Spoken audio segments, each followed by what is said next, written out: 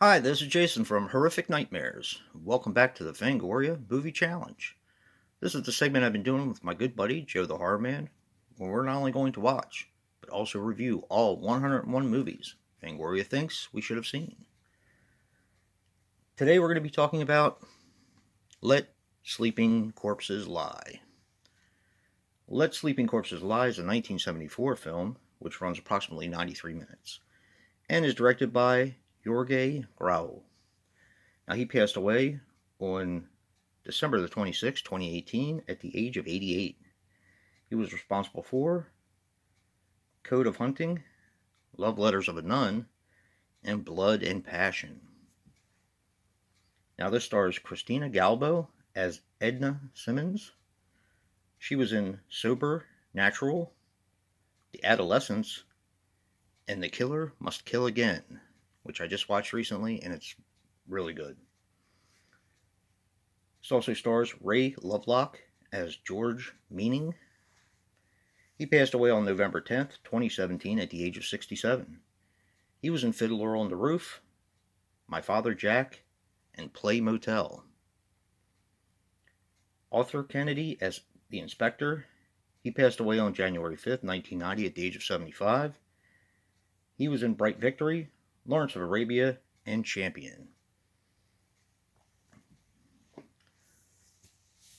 Now, Let Sleeping Corpses Lie goes by a plethora of other names. The Living Dead of Manchester Morgue,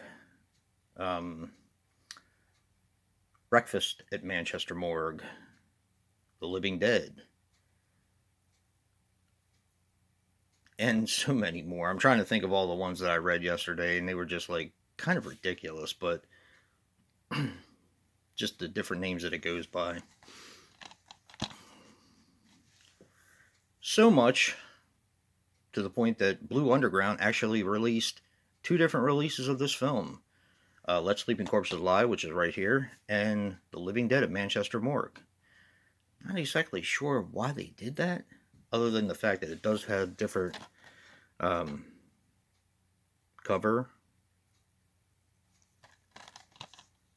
art and stuff like that, but I'm not really sure why they would do something like that. It seems like kind of a waste to me. So,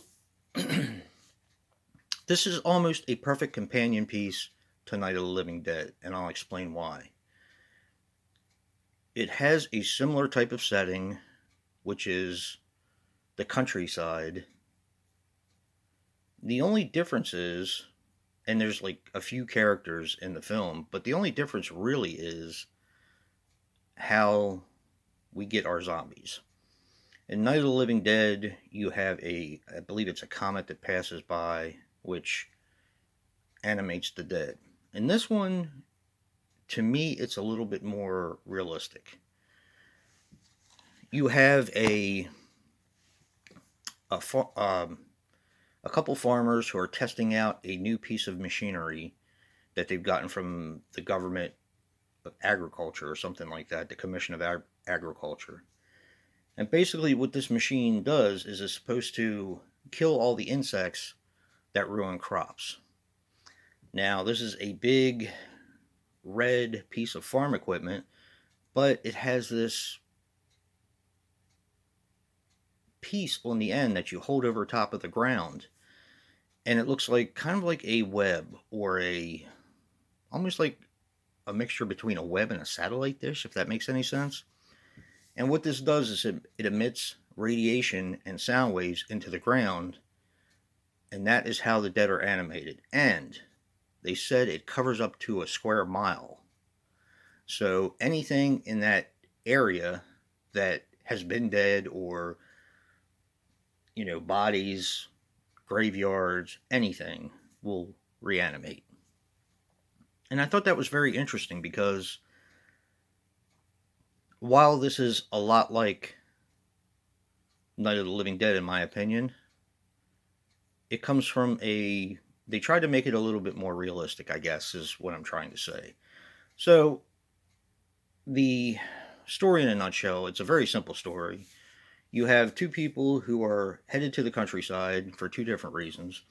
You have Ray Lovelock, who is going to see to the building of his new house, and you have Edna, who is going to, well, they don't tell you right away, but she's going to check her sister into a rehab center because she is strung out on heroin. They end up meeting at a gas station. She accidentally backs into his motorcycle, and he grabs a ride with her to the countryside. And all hell breaks loose, basically, with the living dead. That's pretty much the story. Where it also resembles Night of the Living Dead is, you have these people who are holed up in this house. In Let Sleeping Corpses Lie, they're actually holed up, and this is creepy, inside of a mausoleum. That is not a good place to be when the dead are being reanimated. So yeah, not that there's any good place to be, but it's probably the worst. I've always loved this movie. I actually saw this for the very first time on a streaming service when streaming services were kind of just getting started. They gave us like a free weekend, and I can't even remember the name of the streaming service, but it wasn't Netflix or anything like that. It was just some kind of weird channel that was trying something out. And they gave us a free weekend, and I watched everything I could on there that I hadn't seen. I remember I watched Let Sleeping Corpses Lie. I watched Kiss of the Tarantula, which is actually really good as well. Macabre. That's one for the books. And I think Blade in the Dark. But yeah, I really tried to take advantage of it and watch stuff that I hadn't seen. And that's how I first saw this. Being one of my favorites, I had to get this on DVD or Blu-ray. Unfortunately, at the time, the Blue Underground Living Dead at Manchester Morgue Blu-ray was out of print. So I got this. And I do believe I got this from Hamilton Book. My relatable recommendation, and this is where I love these types of films because this is Italian cinema, of course, and I didn't say that. This is an Italian-Spanish coexistence, sort of. I decided to pick one of my favorites, and that is Burial Ground. I love Italian cinema, and I love Italian cinema from the 70s. I love Gialli from the 70s. Any kind of like Suspiria, supernatural stuff. And I also love 70s Italian zombies because they always look to me like they were packed in mud. Not so much in Let Sleeping Corpses Lie, but definitely in this one. Yeah. Burial Ground is a fun, wacky movie. Yeah.